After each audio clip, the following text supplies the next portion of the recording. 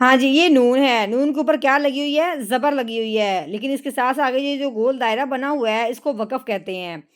یعنی کہ یہ آنے کی نشانی یہ ہے کہ جب یہ آیا گیا ہے گول دائرہ تو پیچھے والی جو بھی آیت ہے وہ یہاں پہ مکمل ہوگی، یعنی کہ بات جو ترجمے کی ہے جو بھی بات ہے یہاں پہ مکمل ہوگی ایک دفعہ۔ اب بات کا مطلب یہ ہے کہ یہ جو گول دائرہ ہے یہ جہاں بھی آئے تو اس حرف اس کو وقف کہتے ہیں، اور اس کے آنے کا فائدہ کیا ہوتا ہے کہ جب یہ آ جائے تو جو آخر والا حرف ہوتا ہے اس کو ساکن کر دیتے ہیں۔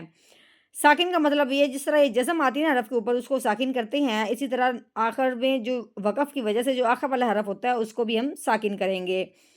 اب ہم نے اس کو کیسے ساکن کرنا ہے؟ جو نون کے اوپر زبر لگی ہوئی ہے اس کو ہم نے ہٹا دینا ہے،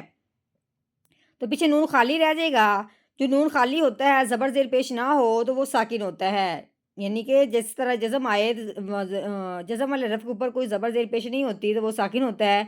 اسی طرح زبر ہٹانے کی وجہ سے اس کو ہم نے ساکن کر دینا ہے۔ پہلے ہم نے پڑھنا ہے نون زبر نا، یا مازونا، آگے وقف، یا مازون، یا مازون،